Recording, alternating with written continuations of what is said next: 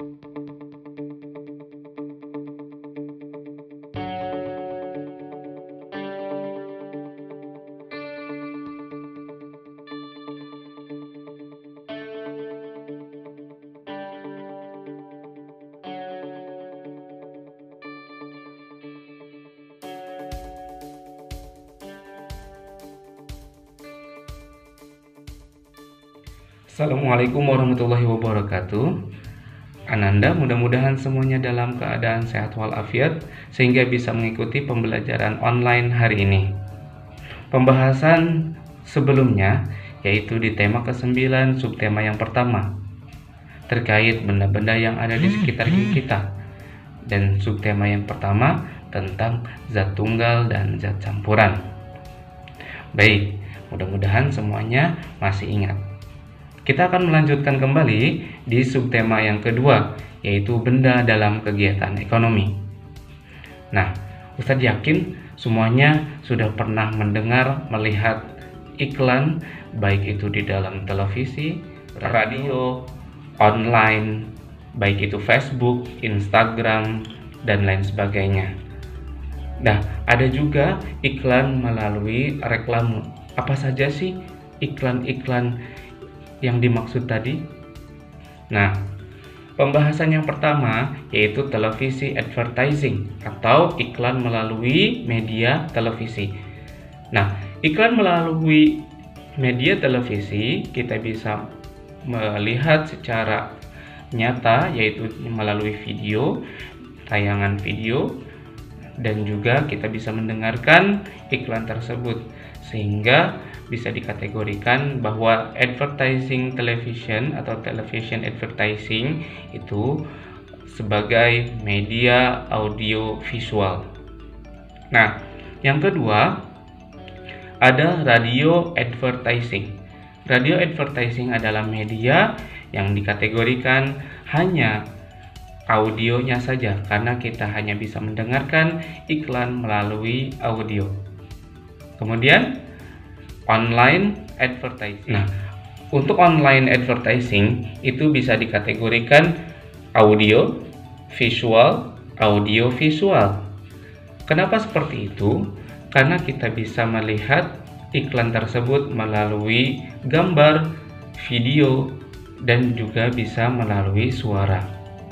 Nah, Ananda pasti pernah melihat kalau misalkan buka Facebook, Instagram, atau YouTube, itu ada iklan-iklan yang bertebaran.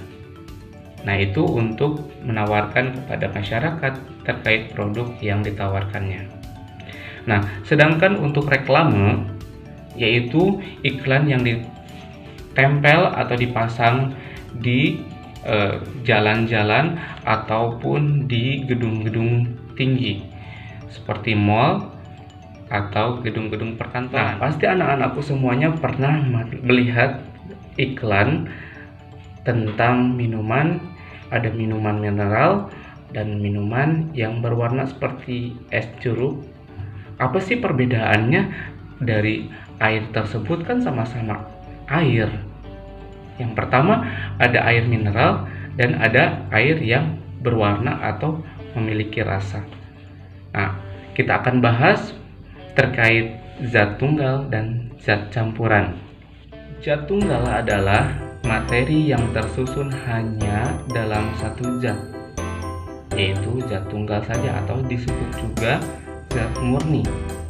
Sedangkan zat campuran adalah materi yang tersusun atas zat-zat dua atau lebih dalam satu kesatuan.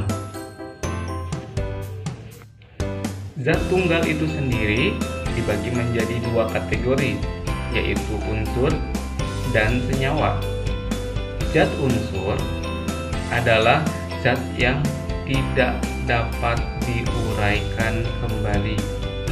Contohnya emas, besi, oksigen, hidrogen, dan lain sebagainya. Sedangkan zat tunggal senyawa adalah zat tunggal yang dapat diuraikan menjadi zat yang lebih sederhana. Contohnya garam dapur, gula, soda kue, dan air. Sedangkan zat campuran adalah materi yang berupa kumpulan dua zat atau lebih zat.